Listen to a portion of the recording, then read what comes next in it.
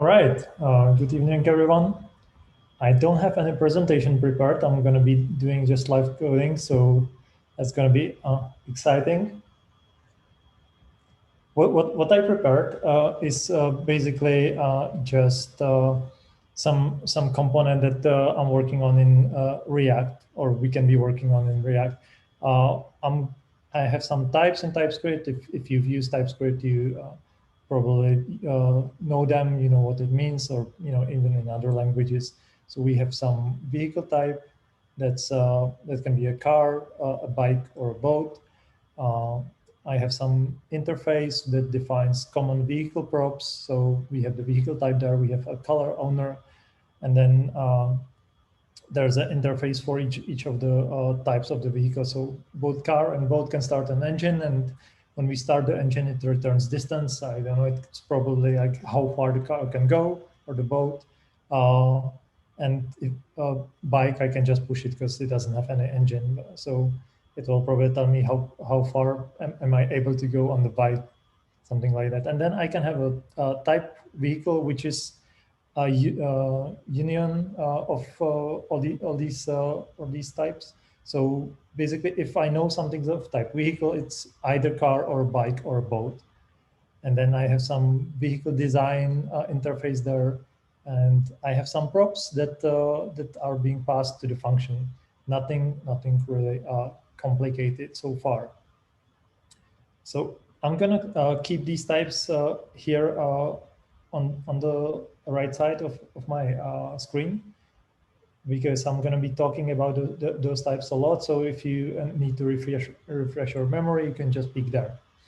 I've prepared also a couple of examples of what we can do with types and what we actually do in outreach to make sure everything works correctly, to try to catch as many bugs as possible.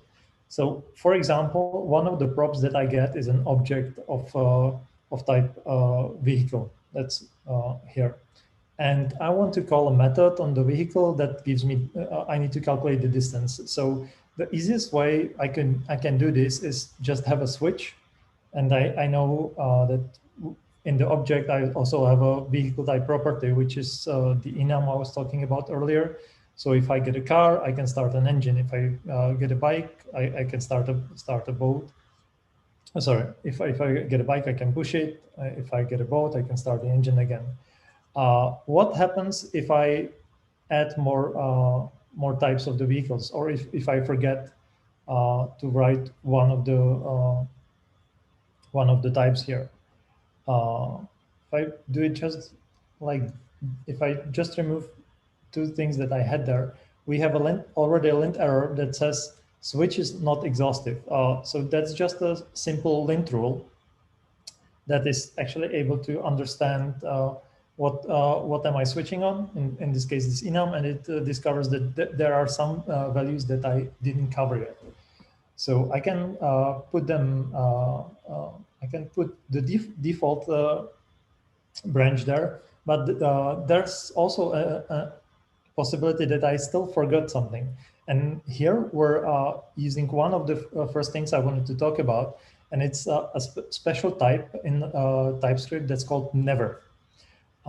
So because TypeScript is smart enough to understand the type, how it changes, also in, for example, in the switch. So it will tell you it will tell you here, if you hover over it, that the argument of type vehicle is not assignable to parameter type never, because the type of the or the value is vehicle type boat, because I didn't switch on it yet. If I then continue and put their vehicle type, the boat, I can just do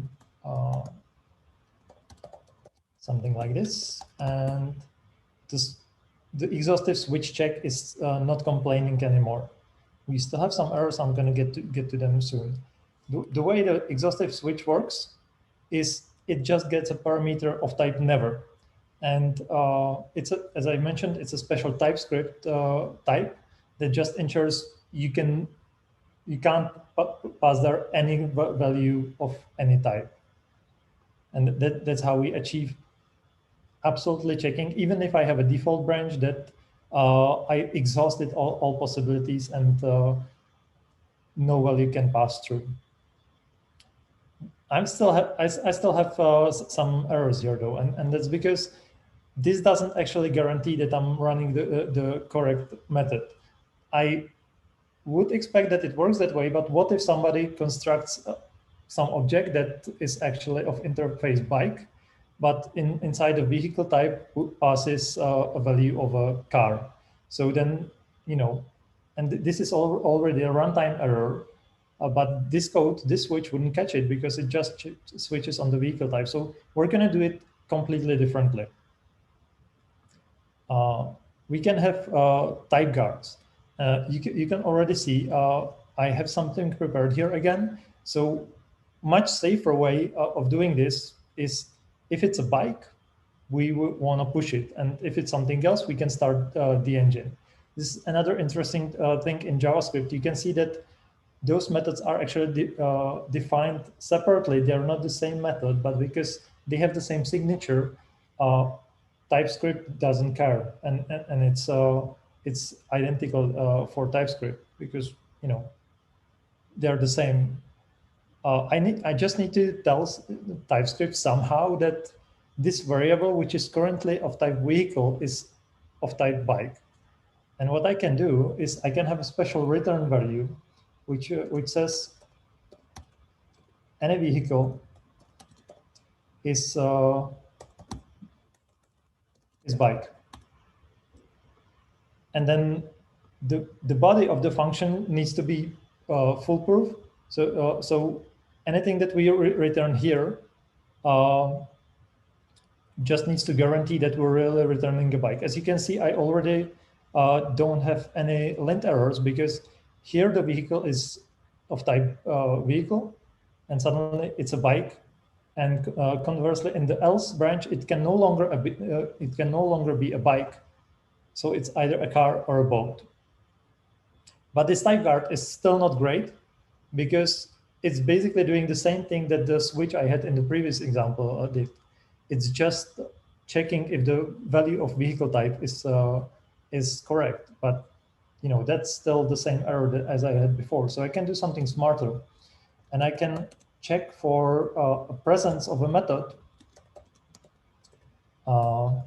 using a special in operator. And then if this runs, I'm 100% absolutely sure that the push method is in any vehicle, which means I'm absolutely sure that I can call it. And we can do the same for start engine as well. We can check if it's a car or if it's a boat. So for the car, like if I was checking return start engine in any vehicle, I obviously need to return any vehicle is car or boat because it can be both. But this is as foolproof as I can, just using static analysis. Moving on. What if I want to pass only some of the properties of the vehicle? I don't want to pass everything. Like, as you can see in the vehicle props, I have an owner. What if the listing is somewhat public and I don't want to expose the owner? So I have two possibilities how to do that without actually doing anything in runtime. If I know everybody's going to be using TypeScript, I can just use some tricks to hide the owner of the vehicle. I have two options which come from predefined method types, and those types are omit and pick. The way they work is that I can, as the name suggests, omit some properties from the props. So here from common vehicle props, I can omit owner, and in communism, nothing has an owner.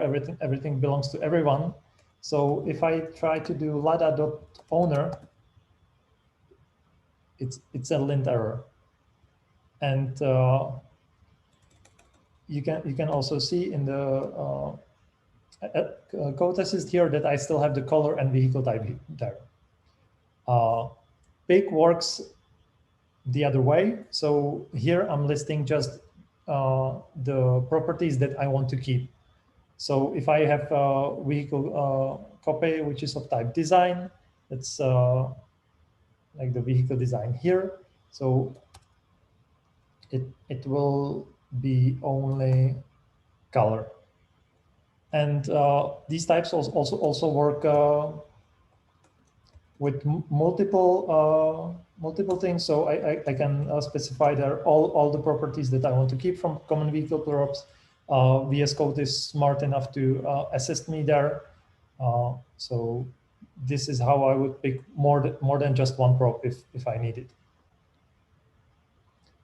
And so that's pretty great. How can we leverage this more? Okay, that's not where I wanted to click. We can define our own map type. In this case, it's going to be a type read only. So the way it works, and it's already getting a little bit complicated in the generics. So if you know generics, that's probably going to be fairly straightforward for you. If not, what I'm doing here is I'm defining some read-only type of some kind of generic, and then I'm redefining all of its properties. So this construct here is property P in keys of object T, which means of all the properties, will have a value of the types of this property. So for example, here, if I take the common vehicle props, the first iteration kind of will be vehicle type. So vehicle type is P, and P will be the vehicle type enum. And then the next P would be color, and TP would be string, and so on. But here I also apply a special modifier to them. I can do, for example, read only. So then I just reassign a type, like the vehicle is still here, but TypeScript already knows that I cannot assign color to the vehicle because it's a read-only property. I can do anything I want. I can remove the read-only modifier here, and I can just say that it can also be a nullable, and then I can assign null, and nothing happens, or undefined or something like that. And null actually works for pretty much everything. And you can use those types for you can knock yourself out, do anything you want. Another thing you can do with types, and we found out that recently, which is pretty cool, is that you can use recursive types. So again, we're touching on generics. I defined some type with a generic. It's called linked list with a generic type, and it's a again union of types. So the object that would be of type linked list and type will have all the properties of type and properties of this object I'm defining here. So what I'm defining is just a pointer to the next value, and I can do a constraint, which is a linked list of vehicle, and again, TypeScript is smart here, and it's complaining about something, and this something is that object is possibly undefined because I put it there optional. So I need to do it like this. I need to check for a value because as we've seen in one of the previous examples, TypeScript will actually reduce the type. So if I do a condition like this on train next, which is right now this nullable, or sorry, undefined, possibly undefined value. When it's inside the condition, it knows that the condition is true. So it can, inside a condition, it can not be undefined. So I can just access it. If I want to write bad code, and I'm suggesting you don't, there's a way to write this without actually using the conditions, and it's with banks. That's something that you really shouldn't use. We have a lint rule preventing us. It says forbidden non-null assertion. And I can just use a bank, and the bank is telling JavaScript, I know you're worried about me using undefined, but I'm 100% sure that this is not undefined. You can think of this as an equivalent of a comment, this should never happen. So it's there, but I recommend not using it.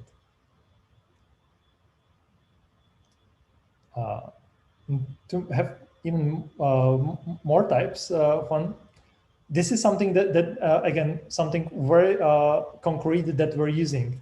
I already, you may have noticed it in the beginning when I redefined the type distance to a number. We're using something like this to ensure everything we show in our application is translated. So I have this component called icon button, and it has a property or attribute area label. The attribute is translated string, or the type of the attribute is translated string, which is just a special type. You can see its definition here here. It's again a union string and translated of type never.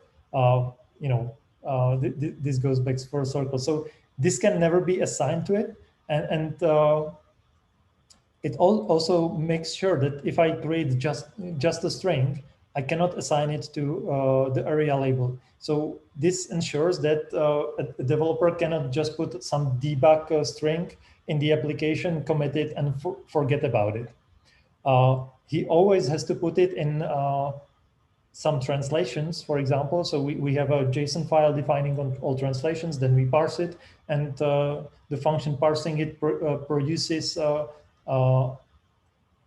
everything is just strings. In runtime, it's a string, but in TypeScript, we type it to this translated string type, just to make sure that it's being passed everywhere correctly. The beauty of this, because we're in runtime working with strings, and only in TypeScript using something else, is that it doesn't have any performance impact.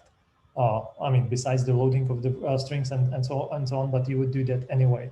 So without any performance impact, just by enforcing some special type, we've ensured that you cannot do some debug code or debug strings in the application, which is pretty great. And I already touched on it a little bit before, and I was talking about assigning nulls and undefines. One of options for a TypeScript compiler that we really recommend you using is strict null checks.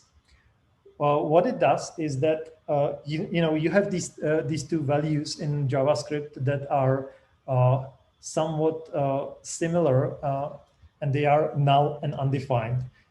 In TypeScript, with strict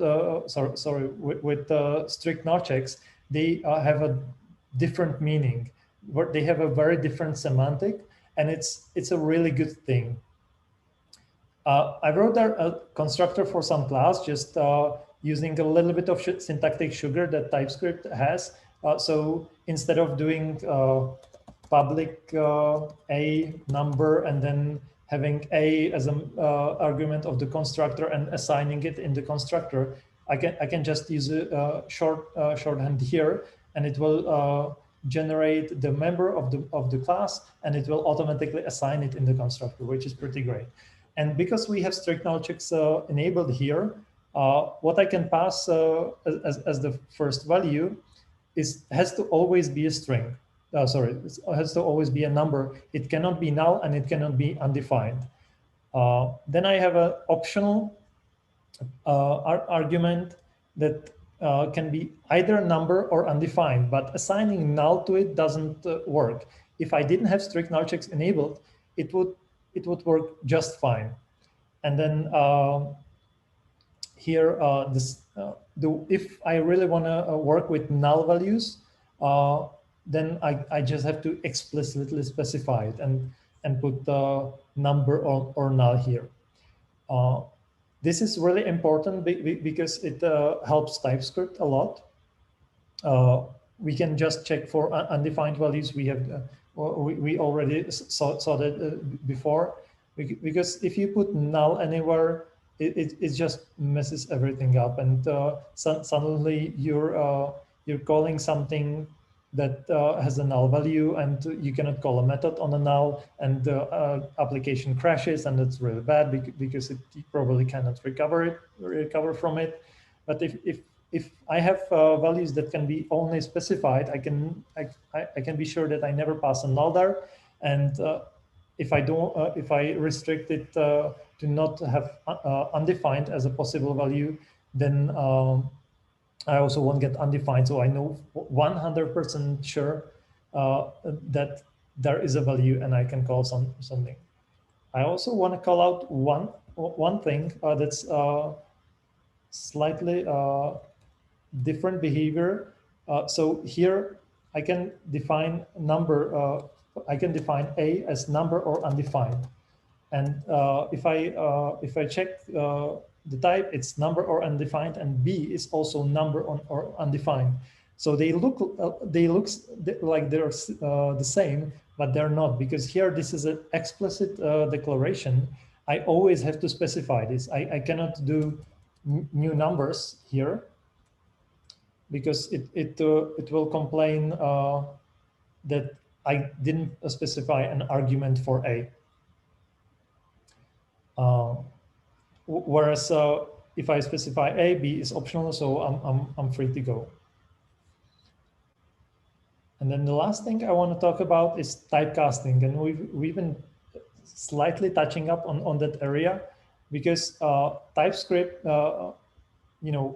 allows you to typecast something to something else. I can just if I have some X which is T or undefined, or array of T of undefined, and I want to have something that is just T array, I can just cast it. Except I can't, at least not in our code, because we have a linter preventing us to do so. Now, the reason why we do that is that typecast is just cheating. Like, TypeScript knows pretty well what the type is of the variable, and if you tell him, hey, use this variable as some other type, it's cheating, because you're just telling the TypeScript it's wrong, and it's a program. It doesn't like that.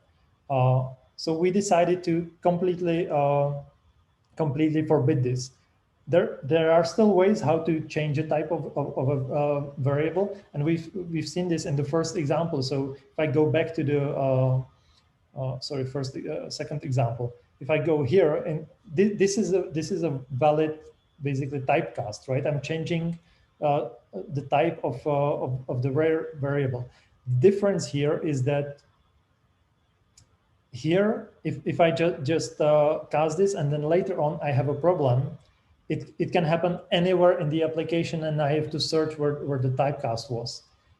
If I use the type guard, I know exactly, I have this one piece of code that's responsible for changing the type, and I can just check if it's correct. While the typecast can be anywhere in the code. So how would I do this? And this is probably, so I have to filter out the undefined values. So really simple, x equals x dot filter.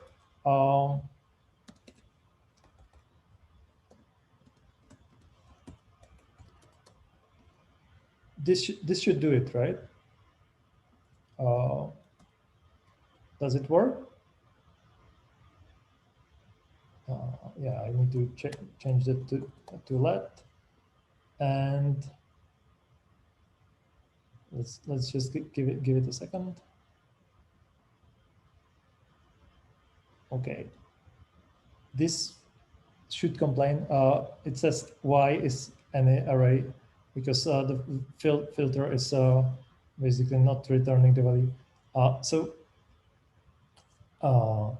I just need to make sure for TypeScript to understand this. We just need to do something else, because this wouldn't fly. Technically, it would be okay, and I can read from the code that I'm filtering everything that's not I'm filtering out everything that's undefined. So it should work, but TypeScript doesn't get that, and this is where I would again use type guard.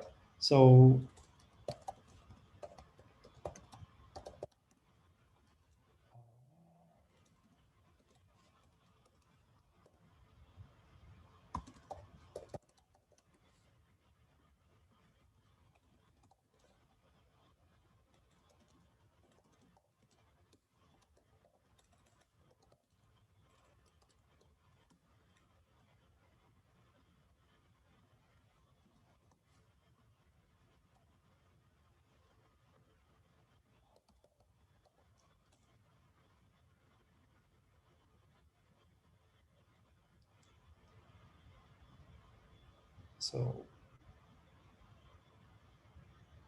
yeah, not sure why. Let me just change this to vehicle. Hopefully it will work.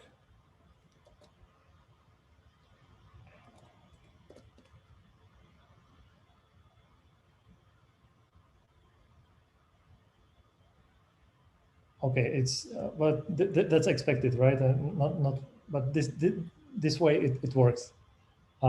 It's just not used anywhere, so that's why TypeScript still complains about it. So I hope this was helpful. There's still lots of other things to do with types. We have even crazier things that I didn't have time to cover here. But if you want to learn more about the types, there's an amazing guide directly on the TypeScript page, which covers these examples in detail as well as others, and it's a really good read. Thank you.